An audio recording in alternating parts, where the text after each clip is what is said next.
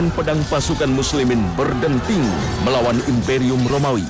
Bagi umat muslim, pertempuran ini adalah pembuktian pada Romawi bahwa harga diri Islam tidak bisa direndahkan.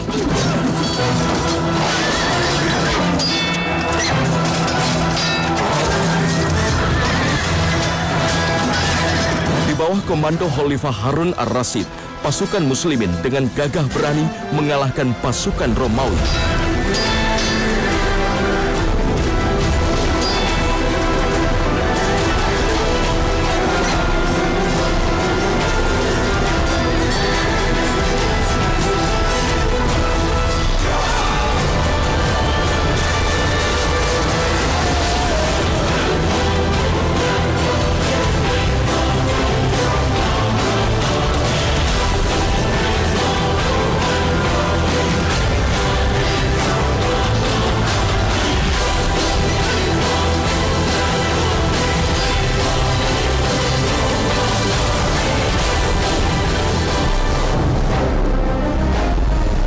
Disinilah Harun ar-Rasyid benar-benar membuktikan kepada catatan sejarah dunia, prestasi Islam mampu menguasai peradaban dunia.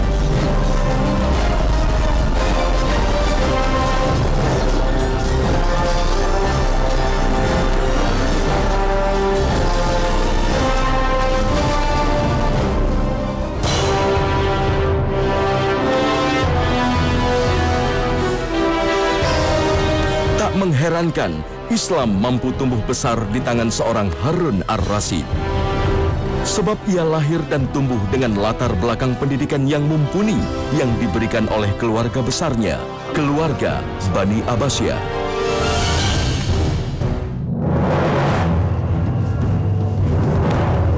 Bekal pendidikan yang kuat tersebut ia tanamkan kepada dua generasi penerus roda kekhalifahan Abbasiyah, Al-Amin dan Al-Ma'mun. Meski ia disibukkan dengan tugas-tugas kenegaraan, Harun ar-Rasyid tidak lalai menjalankan peran pentingnya sebagai seorang ayah. Di balik prestasinya membangun kekhalifahan, sejarah mencatat Harun ar-Rasyid juga mempunyai konsep pendidikan terbaik untuk anak-anaknya. Harun ar-Rasyid sebagai seorang khalifah sekaligus seorang ayah sangat fokus serius di tengah semua kesibukannya, sehingga tidak pernah ada alasan bagi kita semua para ayah untuk beralasan dengan kesibukan kita bahwa mendidik generasi adalah merupakan kewajiban seorang ayah. Harun ar-Rasyid, bagaimana tidak, seorang khalifah dengan bentangan wilayah kekuasaannya sangat luas.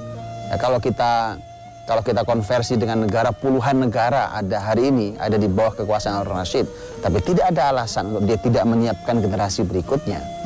Ini pesan besar dari seorang Harun ar-Rasyid untuk kita.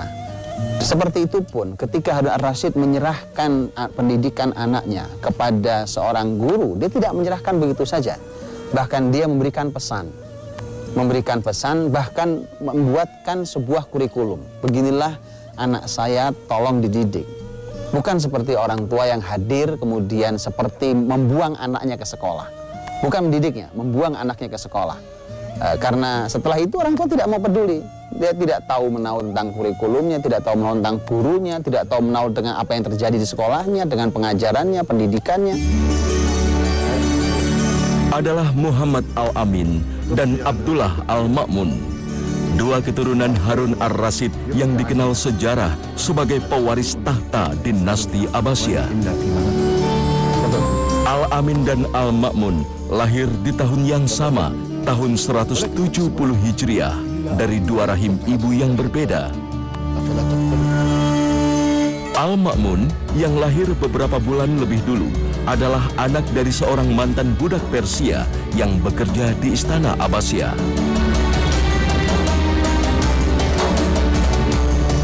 Sedangkan Al-Amin lahir dari rahim seorang ibu bernama Zubaidah yang berasal dari keturunan terhormat suku Quraisy. Di masa itu, Persia tercatat sebagai bangsa pendukung kekhalifahan Bani Abbasiyah yang tak lain berasal dari suku Quraisy.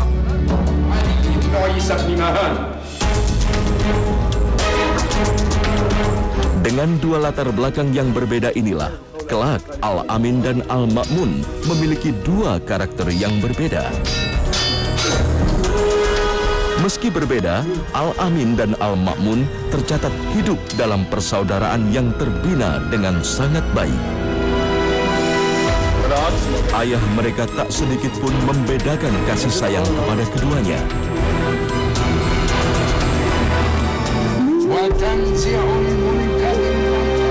Keduanya dibekali ilmu sehingga tumbuh menjadi pemuda-pemuda yang mencintai Islam serta menghormati orang tua dan guru. Al-Kisai sebagai seorang guru bagi Al-Amin dan Al-Ma'mun sangat mengagumkan bagi Al-Amin dan Al-Ma'mun. Begitu dicintainya sang guru, mengagumkan sang guru itu sampai ketika suatu hari Al-Kisai keluar dari majelis ilmunya, dia mau mengambil sandalnya, kemudian dua anak murid ini, dan perlu diketahui dua-duanya anak khalifah, bukan sembarang anak kecil. Ini adalah dua anak khalifah, yang satu Al-Amin, yang kedua Al-Ma'mun. Mereka berdua berebut sendal gurunya. Mereka ingin menjadi anak murid yang memberikan pelayanan pada gurunya, menghadirkan sendal itu pada gurunya. Mereka berebut siapa yang mendapatkannya. Sampai akhirnya mereka berdua sepakat bahwa yang sebelah sendalnya dipegang Al-Amin, yang satu lagi dipegang oleh Al-Ma'mun. Jadi mereka merasa bahwa kami membantu sang guru. Dihadirkanlah sendal itu pada Al-Kisai rahimahullah ta'ala, kemudian dipakai oleh Al-Kisai. Berita ini didengar oleh sang ayah Harun Ar-Rasyid. Begitu Harun Ar-Rasyid mendengar, Harun Ar-Rasyid bertemu dengan Al-Kisai, kemudian Al-Kisai merasa bersalah. Sampai dia sempat minta maaf karena Al-Kisai menduga bahwa ini peristiwa ini tidak layak buat anak khalifah. Bayangkan anak pemimpin, anak khalifah berebut sendal gurunya untuk menghadirkan bagi gurunya. Kemudian subhanallah, inilah Harun Ar-Rasyid rahimahullah ta'ala. Dia mengatakan, kalau kau hentikan kebiasaan baik itu, justru kamu akan saya tegur. Biarkan, itu kebiasaan baik seorang murid pada gurunya. Subhanallah, mana hari ini adab seorang murid pada gurunya, mana kecintaan murid pada gurunya, mana pengabdian itu, mana sopan santun itu. Tidak sejajar seorang murid dengan gurunya. Seorang guru punya posisi yang lebih tinggi dari muridnya, siapapun muridnya. Mungkin anak pejabat, mungkin anak orang kaya raya, mungkin anak penguasa negeri itu, bahkan penguasa bumi itu. Kalau ia adalah murid, maka dia harus menghormati gurunya. Al-Amin dan Al-Ma'mun tumbuh dalam kebersamaan. Persaudaraan mereka terjalin baik, meski semakin lama perbedaan karakter keduanya semakin terlihat.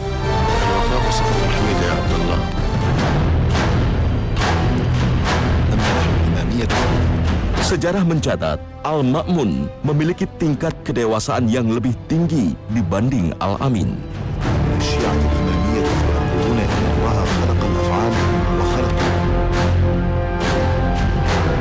Kedewasaan sikap Al-Ma'mun inilah yang menjadi pertimbangan sang ayah untuk menunjuknya sebagai putra mahkota yang meneruskan roda kepemimpinan dinasti Abbasiyah.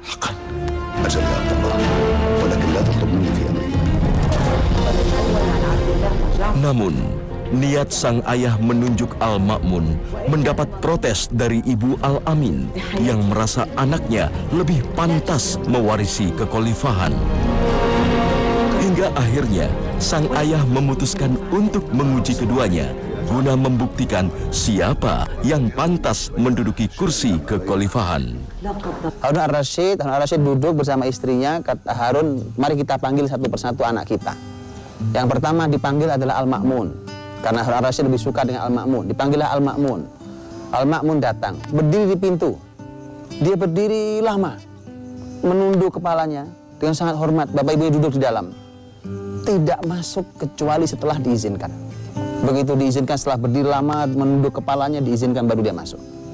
Begitu masuk, dia berjalan merendahkan jalannya, bahkan disebutkan berjalan agak jongkok gitu. Kemudian dia cium kepala ayahnya. Di Arab ini adalah penghormatan. Dia cium tangan ayahnya, setelah itu dia cium bundanya Zubaidah, walaupun bukan ibu kandungnya, sebagai sebuah penghormatan. Kemudian dia duduk bersimpuh di hadapan ayah dan ibunya. Kemudian Harun berkata, kata Harun, bagaimana menurutmu nak, ketika aku ingin engkaulah nanti yang menjadi penggantiku? Al-Ma'mun ketika mendapatkan kalimat itu terkejut, bahkan dia sangat takut dan terkesan dan terlihat betul bahwa dia merasa menjadi beban. Kemudian dia mengatakan dengan bahasa yang sangat indah dan sopan, dia mengatakan, "Ayah, aku bukan orang yang tepat untuk ayah tunjuk. Berikan saja kepemimpinan ini pada saudaraku Al-Amin. Aku tidak layak untuk itu."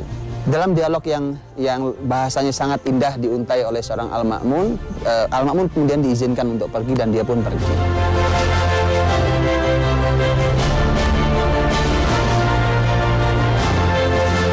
Panggilan kedua diberikan kepada Al-Amin. Al-Amin datang dan qadarullah bahwa Al-Amin lupa mengucap salam. Masuk tanpa salam, dia berjalan dengan gaya angkuhnya, dengan pakaian indahnya itu, kemudian dia masuk menemui kedua orang tuanya. Tidak ada basa-basi kesopanannya, tidak ada adab etikanya, bahkan dia lupa mengucap salam sampai Harun berkata, "Nak, bagaimana menurutmu kalau ayah ingin menunjukmu sebagai seorang pemimpin setelah aku, penggantiku?" Kata Al-Amin, "Ya, apa ada orang yang lebih layak daripada aku?" Berbeda sekali. Begitu langsung ayahnya mengatakan, "Sudah nak, cukup, keluarlah kamu." Begitu keluar, Harun berkata pada istri, "Sekarang kau sudah lihat? Kau sudah lihat kualitas anak kita berdua? Siapa yang lebih layak?" Harun Ar-Rasyid mengeluarkan sebuah kalimat dahsyat. Dia katakan bahwa ini khilafah. Ini bukan masalah anak, ini khilafah yang kepemimpinan ini kelak aku ditanya di hadapan Allah, siapa yang menggantimu? Tak sesederhana yang kau bayangkan. Maka tetapi subhanallah, inilah wanita di hati laki-laki. Bahkan seorang Harun Ar-Rasyid, pemimpin teguh itu, pemimpin berprestasi itu, pemimpin yang kokoh itu, orang dengan ilmu yang sangat mumpuni, tapi dengan mendengarkan suara sang istri tercinta Zubaidah, luluh hati Harun Ar-Rasyid. Bahkan Harun Ar-Rasyid mengatakan tidak ada pilihan, bahkan istrinya pun sudah menyaksikan bahwa yang lebih hebat adalah Al-Ma'mun. Tetapi kata Harun Ar-Rasyid, tidak ada jalan kecuali aku harus menunjuk Al-Amin untuk menjadi penggantiku. Ajaib, tapi itulah arti suara wanita di hati sang suami tercinta. Dan begitulah Islam memposisikan wanita yang begitu mulia di hati suaminya. Dan begitulah suami yang mulia menghargai seorang istri. Untuk itulah bahaya, berhati-hatilah, bahkan walaupun pemimpinnya adalah suaminya, tapi bagi para istri yang mendampingi sang suami yang menjadi pemimpin, berhati-hatilah. Karena bisikan Anda yang lembut itu membuat suami bisa mengubah semua keputusannya. Kalau baik, dia baik. Masalahnya kalau dia tidak baik, nah itulah masalah bagi kepemimpinan suaminya. Maka selanjutnya, sang ayah mengumumkan kepada masyarakat bahwa kepemimpinannya akan dilanjutkan oleh Muhammad Al-Amin. وقد نويت هذه المرة أن أستخلف على بغداد وشؤون الخلافة ولي العهد محمد الأمين.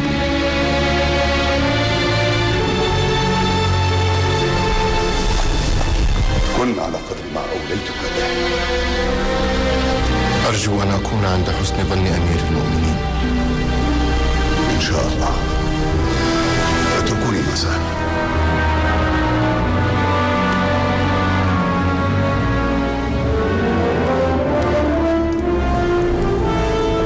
Sementara itu, Abdullah Al-Ma'mun diberikan kuasa penuh untuk memimpin wilayah timur di Khurasan dan sekitarnya. Keputusan sang khalifah inilah yang disesalkan para ahli sejarah. Bahwa dengan diberikannya Al-Ma'mun sebuah wilayah kekuasaan, akan muncul pihak ketiga yang memanfaatkan situasi untuk memicu konflik di antara keduanya.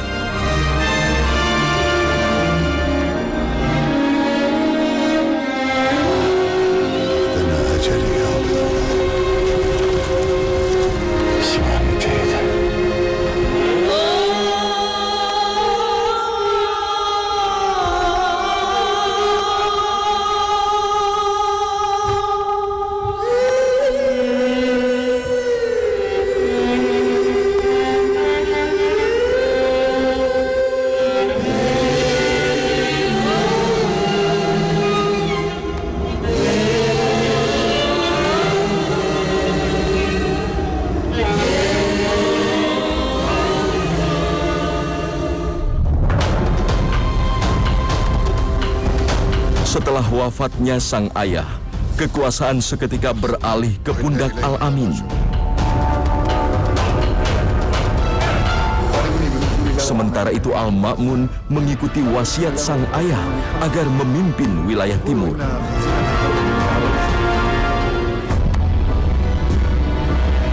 Di tangan Al-Amin, kepemimpinan Islam tidak banyak mengalami peningkatan.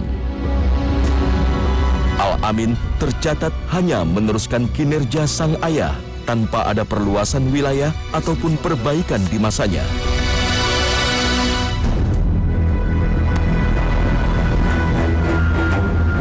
Dan benar saja, dengan diberikannya Al-Ma'mun kekuasaan penuh di wilayah Khurasan, muncul pihak-pihak yang memantik perselisihan di antara kedua bersaudara ini.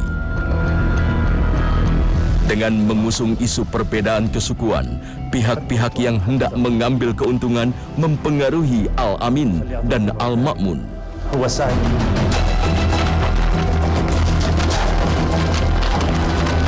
Hingga puncaknya, setelah 5 tahun berjalan, kepemimpinan Al-Amin pun terpaksa harus disudahi. Otomatis dia dinaikkan menjadi khalifah karena memang seperti itu. Al-Amin meninggal, maka Al-Ma'mun penggantinya. Al-Ma'mun berkata, begitu tahu Al-Amin meninggal, saya hari ini ingin berkata seperti Ali bin Abi Thalib radhiyallahu anhu saat menerima kabar wafatnya Utsman bin Affan radhiyallahu anhu, bahwa demi Allah saya tidak membunuhnya, saya juga tidak memerintahkannya, dan saya tidak ridho dengan ini. Setelah wafatnya Al-Amin, Al-Ma'mun kemudian dilantik menjadi khalifah pengganti di usia 28 tahun. Di masa kepemimpinan Abdullah Al-Ma'mun inilah kebesaran Islam yang telah dibangun sang ayah berlanjut. Sebagai seorang yang sangat mencintai ilmu, ia memuliakan para ahli ilmu di atas pejabat-pejabat negara. Para ilmuwan diberikan ruang dan kebebasan untuk menghasilkan karya. Karya-karya yang lahir di masanya dihargai dengan nilai yang sangat tinggi. Al-Ma'mun kembali melanjutkan kebesaran Baitul Hikmah, perpustakaan pertama dan terbesar di dunia yang didirikan oleh ayahnya. Apa yang dilakukan oleh Al-Ma'mun bukanlah suatu hal yang mengherankan. Sebab sejak kecil, kecintaan Al-Ma'mun terhadap ilmu pengetahuan sudah terlihat. Ia begitu gemar mempelajari semua bidang ilmu pengetahuan. Hingga tak heran, semenjak ia memerintah, semua disiplin ilmu berkembang bebas karena ia menganggap semua ilmu berasal dari Allah Subhanahu wa Ta'ala.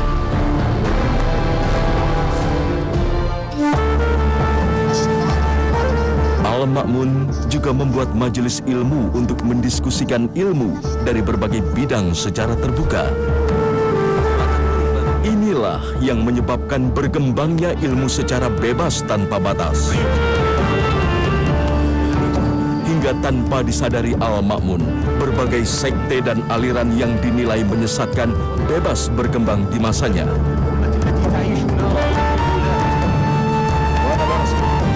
Hingga sejarah mencatat, Al-Ma'mun sempat terjebak dalam sebuah paham yang selalu mengedepankan rasionalitas.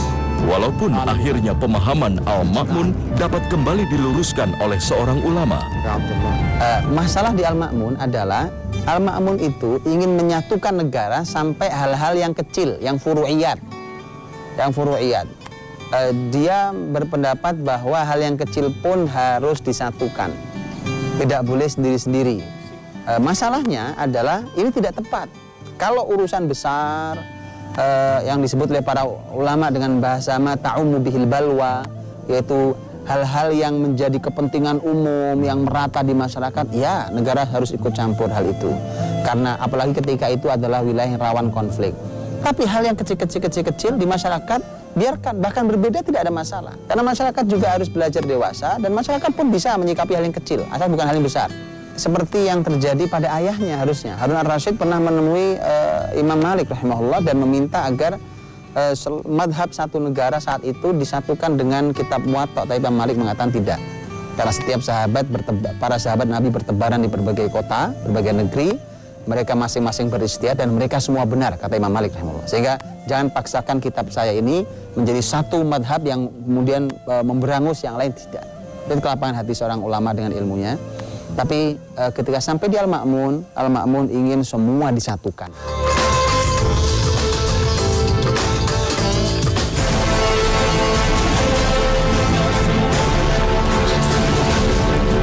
20 tahun Abdullah Al-Ma'mun memimpin, ilmu pengetahuan berkembang pesat di masanya.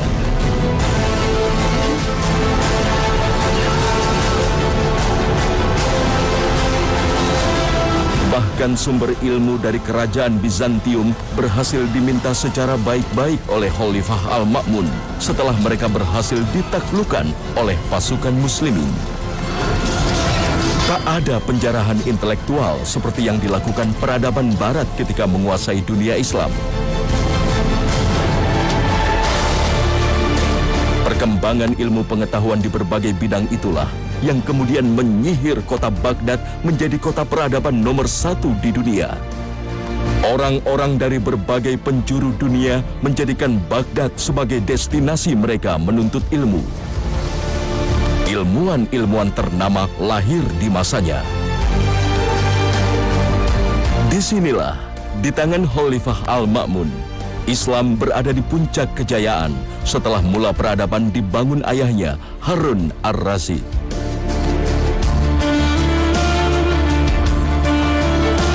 Kegemilangan Baghdad sebagai kota Islam inilah yang kemudian menginspirasi perkembangan Eropa modern.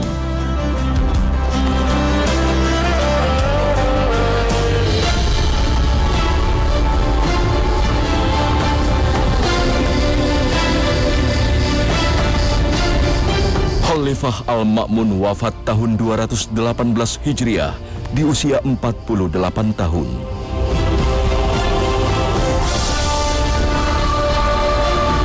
Penghormatan Khalifah Al-Ma'mun terhadap ilmu menjadi pelajaran bagi muslimin saat ini agar kembali bangkit membawa kebesaran Islam di mata dunia.